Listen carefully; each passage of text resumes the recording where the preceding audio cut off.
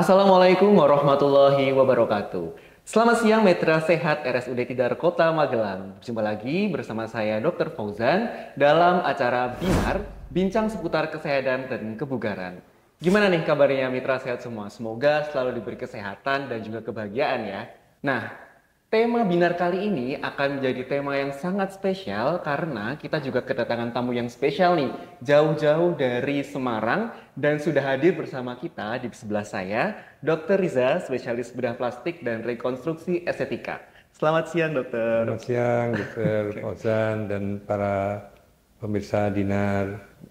Bagaimana dokter kabarnya? Sehat ya dok ya? Alhamdulillah sehat, Dokter. Alhamdulillahirrahmanirrahim. Nah, Mitra Sehat RSUD Kota Magelang, perlu diketahui bahwa Dr. Riza bersama dengan Smile Train Indonesia hadir bersama kita semua dalam rangka bakti sosial operasi bibir sumbing dan celah langit yang diadakan oleh RSUD Tidar Kota Magelang dan kali ini sudah diadakan untuk ketiga kalinya ya dokter ya? Ketiga kalinya, Oke, Alhamdulillah. berarti dokter sudah sangat ya kurang lebih mengenal Magelang ya dok ya? Alhamdulillah. Gimana dok kesan-pesannya di Magelang dokter? Cukup dingin dan masih tetap dingin. Tetap dingin. Beda ya dok sama Semarang ya dok? Ya, Baik teman-teman. Tapi selain di kota Magelang nih teman-teman, Dokter Riza sendiri ternyata sudah menjelajah seluruh Indonesia untuk mengadakan bakti sosial operasi bibir sumbing dan celah langit ini. Sejauh ini dokter sudah menjelajah kemana saja dokter? untuk di Indonesia hampir ke 27 provinsi. 27 provinsi hampir Hampir, semua ya dok ya? hampir, belum Oke. sampai. Oh hampir belum sampai. Target gimana dokter? Target 27 provinsi. 27 provinsi. Atau sekarang berapa ya? 33? 33. Oh iya, target 33 provinsi. Targetnya 33 provinsi dan kurang berapa dok berarti? 6 lagi ya dokter Kurang ya? 6 lagi. Masya Allah. Berarti itu sudah dari tahun berapa dok? Dari tahun 2011. Dari tahun 2011 kami bekerja sama dengan Smile Train Indonesia memberikan pelayanan bibir sumbing ke seluruh wilayah Indonesia. Mulai dari Sumatera sampai ke Papua. Oke. Dari 2011 berarti sudah 13 tahun ya dok ya? Untuk Ya, menjalankan misi sekitar sosial 13 ini. tahun. Nah, beri tepuk tangan teman-teman. Terima Keren kasih. banget Dokter Riza ini benar-benar mengabdikan untuk ke masyarakat supaya bisa mendapatkan akses kesehatan yang lebih bagus ya dokter ya. Insya Allah. Masya Allah. Nah dokter, dari pengalaman 27 provinsi ya dok ya, kira-kira ada nggak dok pengalaman paling menarik selama menjelajah di sini? Eh, hampir semuanya menarik, jadi tidak ada yang lebih menarik, tidak, sama semuanya menarik. Dan saya sangat berterima kasih kepada semua pasien-pasien dan orang tua pasien yang telah mempercayakan kepada kami mengenai penanganan bibir sumbing di Indonesia. Mantap. Karena setiap daerah punya cerita masing-masing Punya ya cerita dokter ya. masing-masing. Masya Allah. Biasanya dokter, kalau di setiap daerah itu bisa berapa pasien dokter untuk mengoperasi seperti ini? Paling ya tergantung daerahnya. Kalau yang sering kita datangi tentu saja jumlahnya tidak terlalu banyak. Oke. Tapi kalau yang jarang kita datangi mungkin karena kendala jarak atau kendala biaya itu paling banyak yang kami tangani itu sekitar 50 50 dokter. dalam satu kali event Oke. Baksos. Itu berapa operator dokter? Itu saya membawa sekitar 6 operator. 6 operator. Mantap, mantap. Itu 50 itu banyak sekali loh. 2 hari. 2 hari jalan 2 hari ya. Tapi tetap satu hari 25 pasien itu. 25 dengan 6 operator. 6 operator. Masya Allah, keren ya dok ya. Berarti ini sejauh ini selama 13 tahun berjalan, apakah memang hampir setiap bulan ada kegiatan atau jadwalnya bagaimana dokter? Kalau setiap bulan pasti ada kegiatan sosial, pasti. Oh, Masya Allah. Tempatnya berpindah-pindah sesuai dengan kebutuhan masing-masing daerah. Jadi rata-rata seminggu, 2 minggu satu kali kami mengunjungi suatu daerah untuk melakukan kegiatan sosial seperti ini. 2 minggu, berarti satu bulan aja udah 2 kali ya? 2 kali ya, kira-kira. Masya Allah, dan itu menjelajah seluruh provinsi di Indonesia. Keren sekali ini ya, Masya Allah dokter. Oke, Mungkin kita mulai membahas mengenai kasus bibir sumbing ya dok ya, kasus bibir sumbing dan juga celah langit. Mungkin menjadi concern bagi beberapa orang tua. Kira-kira apa sih dok yang bisa menyebabkan kok bayi itu bisa mengalami bibir sumbing atau mengalami ada celah langit, celah gusi itu apa ya dok yang menyebabkan? Ya, terima kasih. Ini memang betul sekali. Ini yang sering ditanyakan orang tua begitu mendapati anaknya atau bayinya lahir dengan sumbing, entah itu sumbing bibir, entah itu sumbing langitan atau sumbing bibir dan langitan. Pertanyaan pertama yang keluar yang ditanyakan kepada dokter, kenapa? Apa sebabnya? Selalu seperti itu, ya. Dan sebagai dokter saya selalu menyampaikan bahwa penyebab pastinya itu tidak bisa diketahui, tidak bisa dipastikan kalau hanya dengan wawancara saja. Perlu banyak sekali penelusuran karena itu kejadiannya pada saat di dalam kandungan intrauterine. Nah, pada trimester pertama antara minggu ketiga sampai minggu ke-14. Nah, itu kan sekarang anaknya sudah lahir ditanya dulu. Nah, sering agak susah menjelaskannya. Tetapi secara teori istilahnya multifaktorial. Jadi ada banyak faktor yang menyebabkan kejadian bibir sumbing. Untuk di Indonesia, beberapa penelitian menyebutkan yang terbanyak adalah faktor nutrisi. Nutrisi. Saat kehamilan. Jadi bukan nutrisi setelah lahir, tapi nutrisi saat kehamilan. Nutrisi saat kehamilan terutama atau utamanya pada trimester pertama. Utamanya lagi pada minggu kedua sampai minggu ke-12. Disitulah proses pembentukan bibir, gusi, dan langit-langit. Nah, di situ pada masa-masa itu sangat dibutuhkan asupan asam folat, asupan zinc pada ibu hamil, asupan Fe, ya, zat besi itu ya pada ibu hamil. Yang kedua, diduga dulu keturunan herediter, tapi ternyata untuk di Indonesia tidak begitu dominan. Jadi ditempatkan di urutan nomor 2. Yang ketiga, infeksi dalam kehamilan. Sudah banyak yang mengenali bahwa beberapa kasus infeksi pada kehamilan itu mengakibatkan adanya kecacatan pada bayi yang dikandung. Infeksinya yaitu toxoplasma, rubella, chlamydia, herpes, nah seperti itu. Kemudian berikutnya lagi, tadi sudah 3, kemudian yang keempat, trauma pada kehamilan dan radiasi. 2 yang terakhir ini beberapa penelitian menyebutkan angkanya kecil sekali.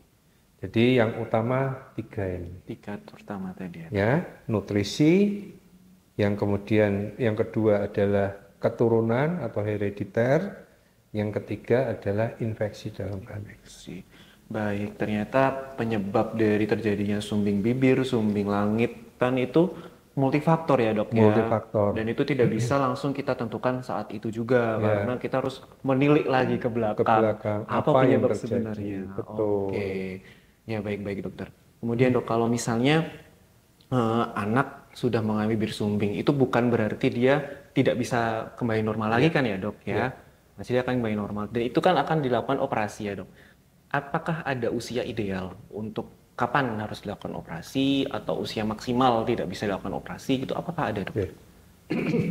Ya, pertanyaan kedua yang sering ditanyakan oleh orang tua setelah penyebabnya adalah bagaimana kelanjutan anak saya ini. Nah, pertanyaan kedua seperti itu. Jadi saya juga menyampaikan bahwa yang pertama, yang paling penting disampaikan oleh seorang dokter adalah edukasi, di mana edukasi tersebut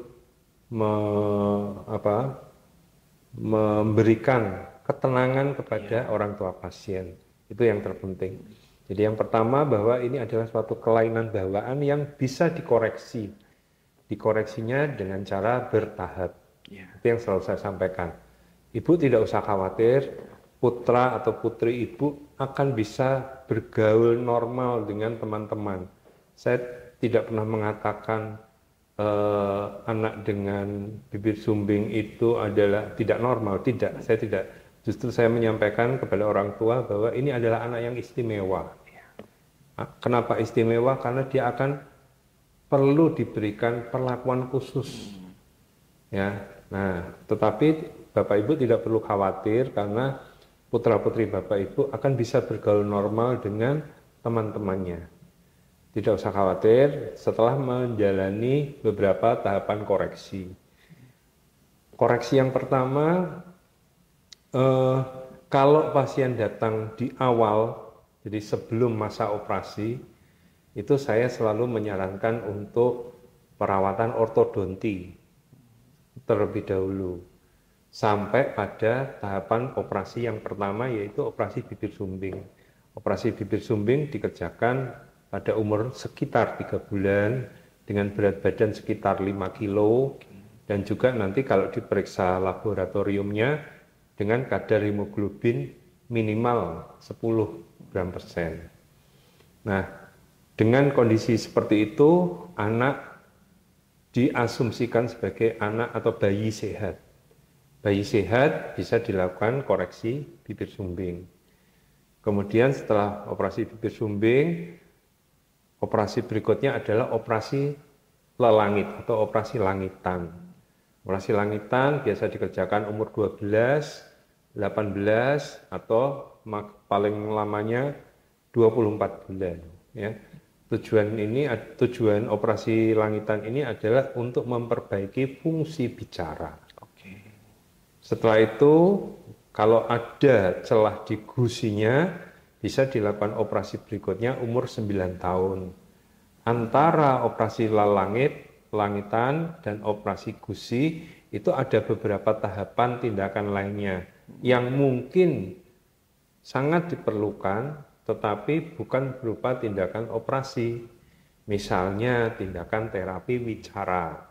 Itu dilakukan pada umur sekitar 2,5 tahun sampai 5 tahun. Kemudian tindakan perawatan ortodonsi gigi lagi untuk merapikan kelengkungan giginya, kelengkungan gusinya terutama.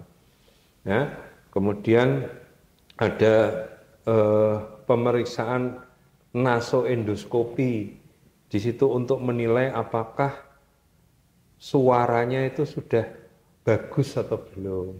Jadi penanganan bibir sumbing dan langitan secara komprehensif itu adalah cara terbaik untuk mendapatkan hasil optimal dari tindakan operasi. Demikian. Baik dokter, ternyata memang untuk mencapai semua itu memang bertahap ya dokter. Bertahap. Tidak bisa dalam satu kali jalan langsung selesai semua ya dokter ya. Ada waktunya. Ada waktunya sendiri-sendiri. Nah mungkin dokter, kalau misal mungkin ini beberapa orang tua yang mungkin memang belum tahu ya dokter dan cenderung tahu mungkin anaknya mengalami sumbing atau apa, cenderung malah menyembunyikan anaknya, jadi tidak mau untuk periksa ke dokter.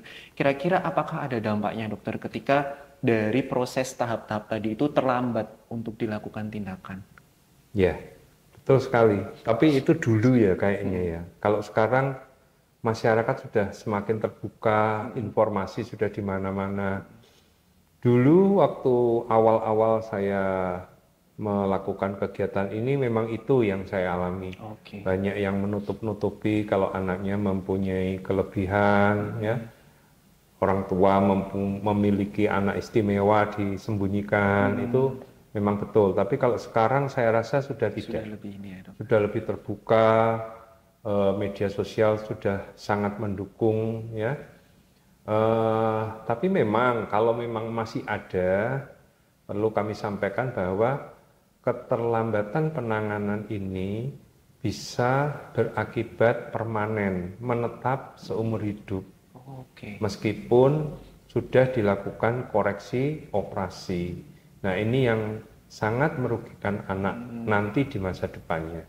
Demikian. Jadi kelainan apa dok biasanya kelainan permanen apa yang biasanya dialami dengan kondisi Ya, seperti ini? suaranya. Suara ya dok. Suara yang sengau akibat dari celah langitan yang tidak dikoreksi pada waktunya alias terlambat, itu akan mengakibatkan suara sengaunya permanen sampai dewasa nanti. Berarti memang deteksi dini atau pengenalan secara dini, konsultasi ke dokter secepatnya itu memang sangat penting karena ini akan berpengaruh kepada masa depan anak, ya dokter. Nah, dokter mungkin ada pesan buat mitra sehat RSUD Kota Magelang mengenai kejadian bibir sumbing atau mungkin ada pesan-pesan lain dokter, silakan. Mitra sehat RSUD Magelang, apabila Anda memiliki putra-putri istimewa atau melihat putra-putri istimewa tetangga Anda, saudara Anda, atau siapapun di area Kota Magelang, silakan menghubungi Rumah Sakit Bidar Magelang untuk segera mendapatkan pelayanan tepat waktu. Karena tepat waktu dapat memberikan hasil yang optimal untuk putra-putri Anda. Demikian.